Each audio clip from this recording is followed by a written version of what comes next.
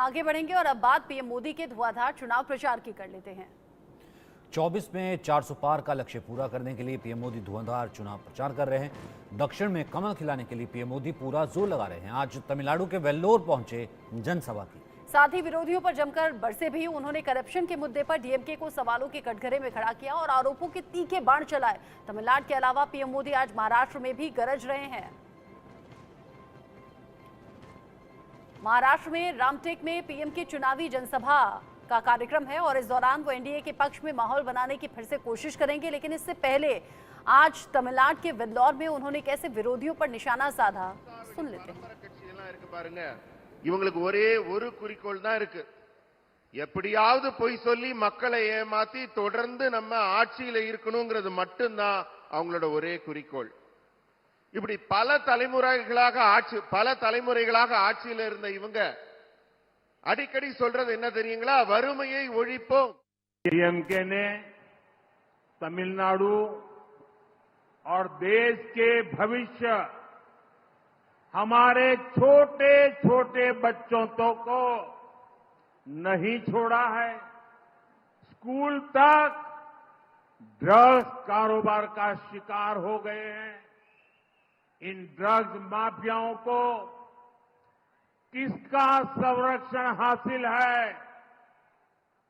NCB ने जिस drug Lord को गिरफ्तार किया है, उसके संबंध किस फैमिली से है, ये पता चलना ही चाहिए। इस चुनाव में तमिलनाडु की जनता इन सब पापों का हिसाब करेगी।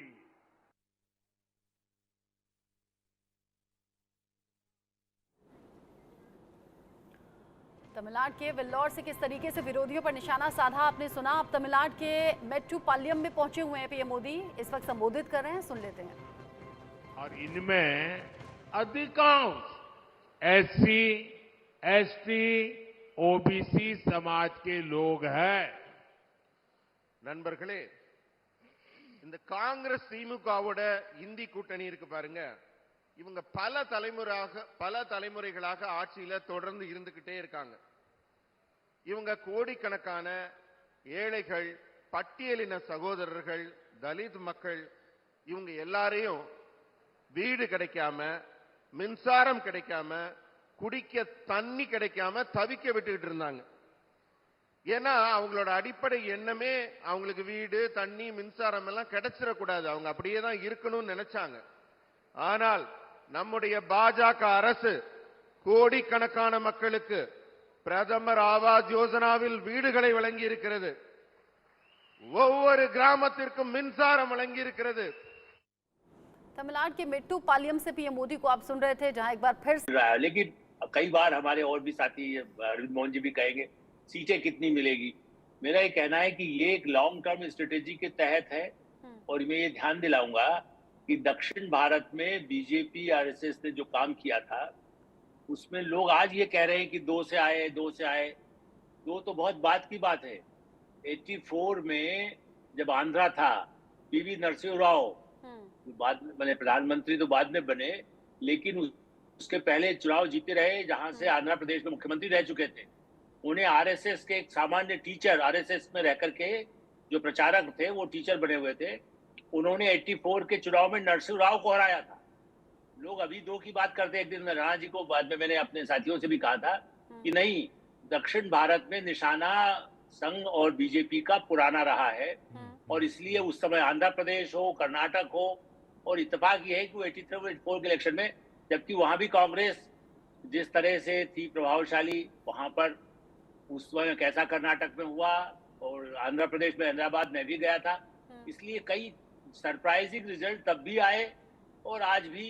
इसीलिए कल्पना करना चाहिए कि जो भीड़ दिख रही है उसका भी परिणाम आप ऐड भी तो कर सकते हैं। बीजेपी ने जो चुनाव प्रचार को देखते हुए एक सॉन्ग जारी किया है और 12 भाषाओं को उसमें शामिल किया है, यानी कि जो स्थानीय भाषाएं हैं उनसे भी कनेक्ट बनाने की कोशिश है, देश के हर हिस्से तक अपनी बात पहुंचाने की कोशिश है। जी बिल्कुल, इसीलिए भारतीय भाषाओं को जो उत्तर दक्षिण को बांटने के बजाय उसको कैसे जोड़ा जाए, ये अभियान भी प्रधानमंत्री नरेंद्र मोदी ने पार्टी में तमिल संगम, हमारे इस कार्यक्रम में सचिन जी और आपके साथ भी मैं पिछले सालों में बात करता रहा हूँ, 2-3 हाँ। सालों में, जब ये कहा गया कि भाई तमिल संगम वाराणसी में लोग आए जा रहे हैं, अयोध्या में कितने लोग साउथ से आते रहे, अभी इससे पहले भी, तो इसका मतलब है कि तमिलनाडु में भी एक जो हिंदू वहां रहे हैं, वहां के मंदिर जितने अच्छे हैं, मीनाक्षीपुरम और दूसरे कई ऐसे मंदिर साउथ के हैं, जो तिरुपति के मंदिर, जो हमारे कई बार उत्तर भारत से भी ज्यादा भव्य हैं और प्राचीन हैं, उस दृष्टि से भी वहां का महत्व भी बीजेपी आरएसएस लगातार काम कर रही है। और जैसा आपने कहा वो गाना, जैसे उन भाषाओं को जोड़ के ये नहीं लगे कि ये खाली हिंदी वाले या उत्तर भारतीय आ रहे हैं, और खुद देखा जाए तो वाराणसी से चुनाव जीते हैं, लेकिन आप उनको तो यूपी बिहार का नहीं कह सकते, ओरिजिनली तो गुजराती हैं, वो पिछड़ी जाति के हैं, वो अलग बात है, लेकिन उस दृष्टि से इसीलिए मोदी वहां पर उन्हें अपना दिखाते हैं कि हम जो हिंदी विरोधी आंदोलन जहां होता था, वहां आज और इन जितनी सब स्वीकार्यता कोशिशों का हिंदी वालों नतीजा की ही हो आज रही हम है। देख रहे हैं कि अगर मिशन साउथ पर होते हैं पीएम मोदी, तो वहां भी जो जनसभाएं होती हैं वहां पर भारी भीड़ दिखाई देती है, किसी तरह से लोगों की कमी दिखती नहीं। अरविंद सर, ये मोदी सरकार के बेहतर काम है जिसका रिजल्ट हम इस तौर पर देख रहे हैं चुनावी जनसभाओं में, या ये जो क्रेज पीएम मोदी के लिए देख रहे हैं, या फिर ये अच्छा मैनेजमेंट है, अच्छी स्ट्रैटेजी है? नहीं, दो चीजें हैं। एक तो पहली बात यह है कि उत्तर में और पश्चिम में बीजेपी पैक्ट है, लगभग 95% स्ट्राइक रेट है, तो वहाँ बढ़ने की गुंजाइश नहीं है। अगर 370 और 400 का नारा प्रधानमंत्री ने दिया है, तो उसके लिए उनको दक्षिण में और पूरब में परफॉर्म करना पड़ेगा।